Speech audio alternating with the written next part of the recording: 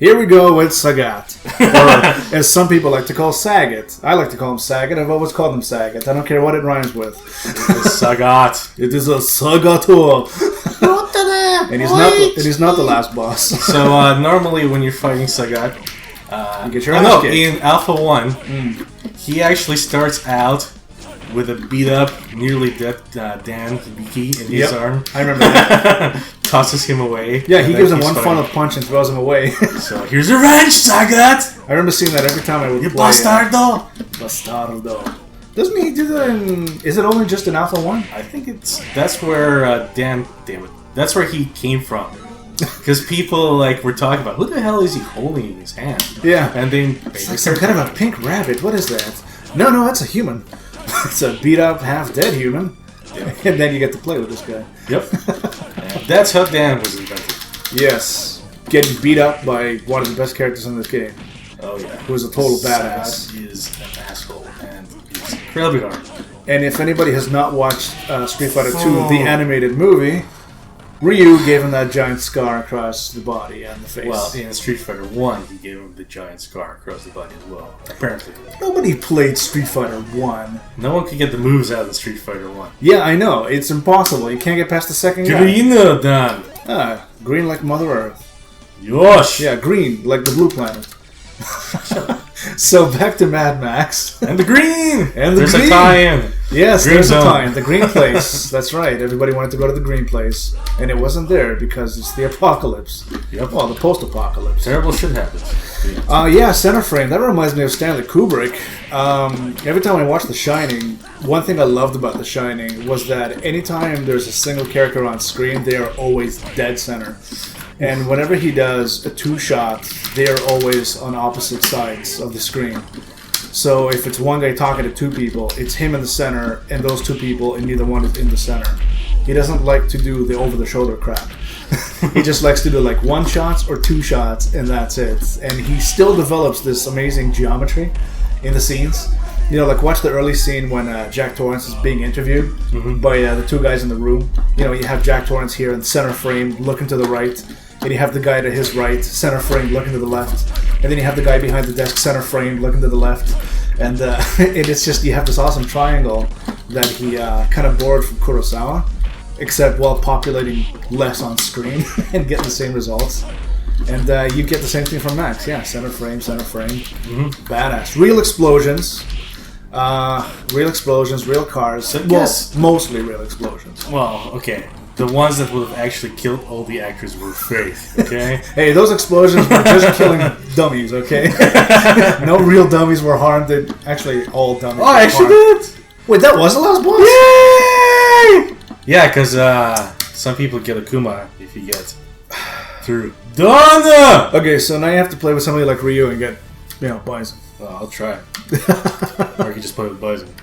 Or you can play with Bison, and who's the last boss, Ryu? Oh, I can't remember. Wait, he you know how long it's been? Yeah. He used the fame from the tournament to open up his own horrible dojo to teach idiots to fight. Hey, look, it says Kung Fu Judo. And by idiots, I mean... anybody who's his stupid students are... He's crying. Blanca. Oh, yeah. And Sakura. That's it. Blanca. Yeah, Blanca learns... Because Dan likes to roll. He's the master of rolling. The monster from Brazil is really good friends and student of Dan. Yeah, I think he's the only one in the game that can actually understand Blanca. Wow. So Blanca is Chewie. Yes. And he's Han Solo, minus the eventual heroism. Yeah, he is. So basically give Dan a Luger and you're like, hey, it looks just a splitting image. Oh, man. So, okay. And if you can see, I got Vega! That's true. A lot of people don't know that Vega, Bison, and Balrog actually had older names switched for the American release, and I don't remember which name is which. All I know is that I think Bison is actually Balrog. Bison was Vega. Yeah. I think it turned into M. Bison in the American version. Well, here you can tell he's Vega, but I'm pretty sure that the boxer is actually Bison. It was M. Bison, and they didn't want to do that because Mike Tyson would have sued their ass. Why? M. Bison, Mike Tyson. It doesn't even rhyme. Shut up. It ends with an O-N. Okay, you know, it's an O-N does technically. Oh! Fuck you, Ken. That's one way to kill Ken. Anyway, so most Oh people... my god, they killed Ken. Bastards. Bastards. What are we talking about? Real explosions and Mad Max and... Oh yeah. So there's interesting debate about whether this is a sequel, a prequel, a reboot, or a remake, or a pre-C rebooting. I don't think it's all that interesting. No, it's not interesting. You don't even have to have a lot of debate. I mean, you can see it in terms of it could take place between 1 and 2, but it doesn't matter. Because this really is just another iteration of another hero who people just eventually called Max. Yeah, I like the idea that it's basically stories about the Road Warriors. Yeah. Being told by the last history man. And George Miller went on record saying that if you pay attention throughout the films, each story is being told by the children of the generation of like the end of that film. So people in the third movie talking about Max from the previous movie, they would change certain names, which is why he started coming up with weird Roman type names for like Imperator and Immortan Joe and all that stuff. Well, it's kind of like each story is Max is like a fictitious character, not fictitious, but a mythical character that founds that society. So he gets that society started. So like Romulus and Remus, or whatever, right? They're not probably real, but they're a cool story, and lots of people tell the story about how their post-apocalyptic city got founded. Yeah, and they tell it with the Road Warrior coming in and setting rights to wrongs and so forth. You know, in a weird sense, you can also make that connection to Jesus in the way that he had all the disciples telling his stories. You know, this guy said Jesus said this, and this guy said Jesus said that, and it's like, well, show me on paper that somebody next to Jesus wrote this down and then published that piece. Yeah, like basically it's recorded hundreds of years after the fact. Yeah. It's like the Fellini film Satyricon, which is based on, I don't remember who wrote it, but somebody who existed during Emperor Nero's reign was writing about all the crazy... What? Oh, this game is just cheating now. Sorry. Yeah, so... No, I'm sorry. Sorry that happened to you. Jeez, you okay? Calm down. Just kick his ass, though.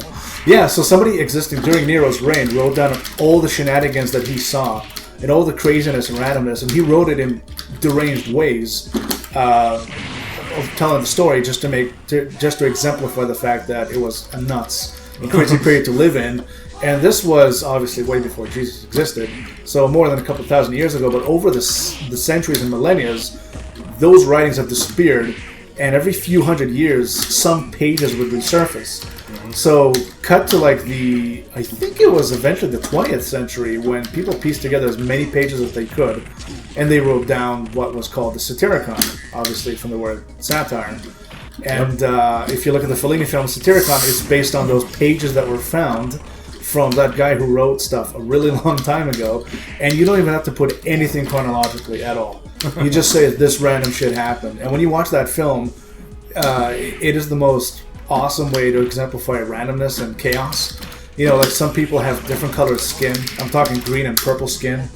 You know, the sky will be purple and some blue-skinned person is talking. Grown men are marrying male children and nobody gives a shit. It's not even up for debate.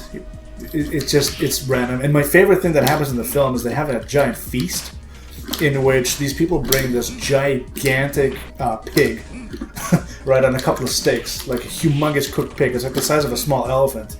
And they lay it down and it just, hanging just above the ground, and they cut his belly open underneath, and what falls out is cooked chickens and sausages and all this other random food, and everybody's just sitting around talking gibberish. Some people don't even speak English or Italian. They're just speaking in total gibberish. And I've been to that wedding. I've been there. You've been there? Were you actually at the shooting of the film or at a wedding that's similar? Yeah. I see the pig ducking or whatever. The pig ducka sausage? Yep. Yeah, that gives new meaning to delicious turducken. And with the turducken, we're going to see you in the next episode. Oh, wow. Already? Yep. Okay. See you next time. Yep. Until.